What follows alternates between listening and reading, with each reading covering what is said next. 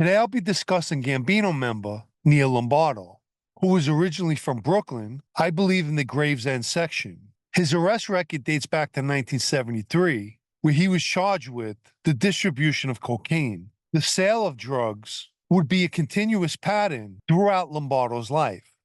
During the 1980s, he had several arrests for the distribution of Quaaludes. In 1999, he was convicted in New Jersey for attempted murder and witness tampering. At the time, Lombardo had been a fugitive since 1992, so there had to be another arrest in New Jersey because records state he stopped reporting to his New Jersey parole officer.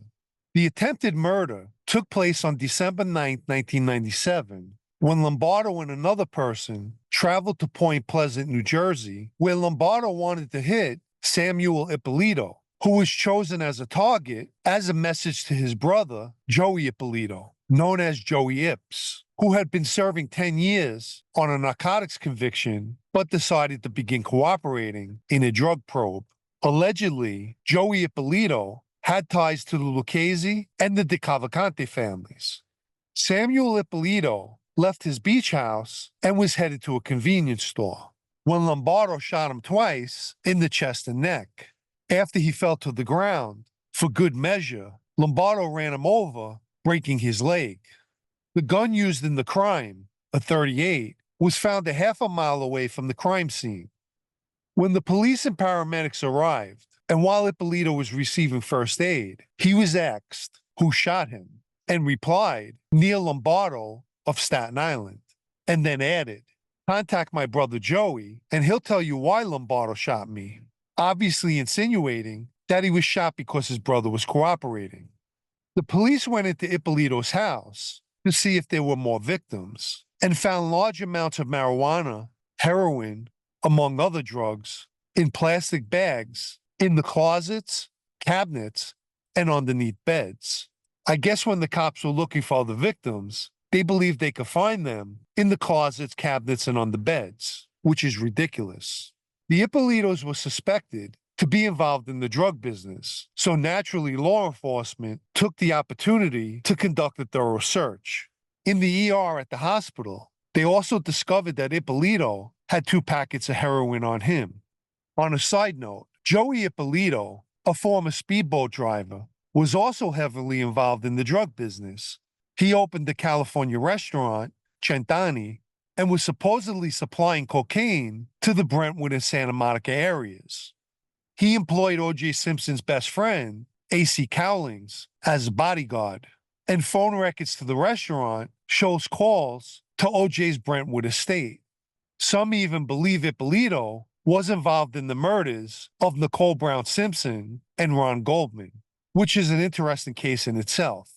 There was even a claim that the Gambino family carried out those murders. Also ridiculous. As well as O.J., during his Buffalo Bills days, being associated to the mob in Buffalo. Following the attempt on Samuel Ippolito, a nationwide manhunt was underway for Lombardo, who they tracked from New Jersey to New York to Pennsylvania and ultimately California. But he wouldn't be located until months later, when U.S. Marshals found him living in San Diego's Mission Bay area under the alias Joseph Mercadante. Lombardo was living with his wife and 2 children at 3916 Riviera Drive in a condominium complex. So on March 10, 1998, a gold Lincoln was observed leaving the complex. The San Diego Police Department pulled the car over and questioned the woman, Lombardo's wife, who had first denied knowing Lombardo, but then admitted that they lived in Unit 209 with their children. Lombardo was observed walking down to the beach with his kids, and after a while, was seen headed back to the complex. He must have spotted surveillance units and attempted to jump a fence, but was arrested before he could do so. He was first taken to San Diego's Metropolitan Detention Center and then extradited to New Jersey. Ocean County, New Jersey, were charging him with 10 crimes that included the attempted murder. He pled guilty in 1999 and was sentenced in June of 2000 to 11 years. During his plea, he admitted to shooting Ippolito 2 times with the .38 and then running him over. Lombardo was released sometime in 2010 and not long after, became a member of the Gambino family. He moved to Vegas, and I met him one night when he was back in New York, specifically in Bay Ridge, Brooklyn, in the beginning of 2011. He had come to see Anthony Guzzo at the Pearl Room. Anthony, who called him Little Neil, had told me before he arrived that he was a serious, capable guy. And it was Anthony who introduced us. At the time, Anthony and I were only associates, so I don't mean he officially introduced us, as in that life. I found Neil to be a nice guy, very humble and quiet. He was also small in height. He didn't talk much, but when he did speak, he was very personal, and he would use your name. I remember not long after I met him, Anthony told me that Neil was all over the news and arrested for drugs, and in Anthony's words, Little Neil's finished. Between 2008 and up until around August of 2011, Lombardo and Joe Boy Sclafani, a fellow Gambino member, conspired to distribute cocaine in Brooklyn and Staten Island. In 1989, Sclafani was shot while in a car with Gus Faraci.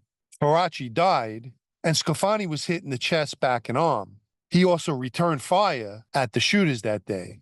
Faraci was being hunted by law enforcement and the mob for killing a DEA agent. As I've mentioned, Lombardo was in Vegas and had connections in Mexico to purchase the cocaine. He worked it out where the drugs would be transported to Brooklyn, where he took possession and then delivered it to Sclafani. Sclafani then would give the drugs to dealers in Staten Island and Brooklyn. In 2009, Sclafani was pulled over in Kansas while heading to Vegas with $100,000 in cash, money going to Lombardo. In a recorded conversation, Lombardo was overheard telling Sclafani, "You can't keep driving to Boston. You can't do it. You can't do business if you're driving product. You're going to get stopped sooner or later." Apparently, Sclafani was making a $10,000 deal in Boston. In April of 2011, Lombardo was caught at JFK Airport in possession of $155,000 while waiting to board a flight back to Vegas.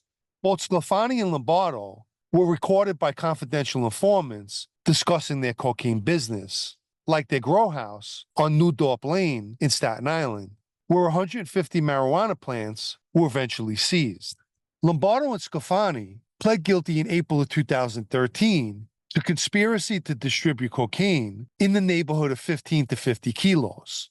They were sentenced on August 16, 2013, and Lombardo received 14 years and Sclafani 15. This story is another example of how Cosa Nostra rules are not followed. Here you have members blatantly involved in the drug business, and they're not the only ones. The no drug rule has essentially been disregarded for decades.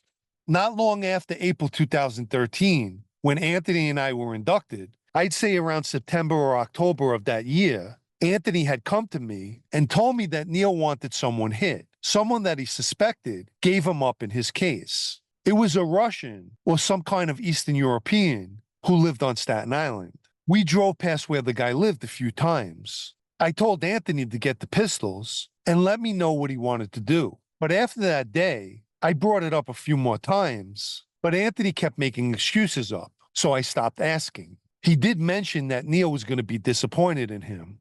Please remember to like this video if you haven't already. And for anyone who'd like to show their appreciation for videos like this, you can do so by the Super Thanks icon down below or the PayPal Cash App links in the video's description. In March of 2015, Lombardo was in Danbury Prison in Connecticut with Anthony's half-brother Vito, and they joined the crew of Italians that moved on the Albanians in the recreation area. According to what we heard, the Italians got the best of that fight. Neil Lombardo was released in August of 2022, and as far as I know, been keeping a low profile.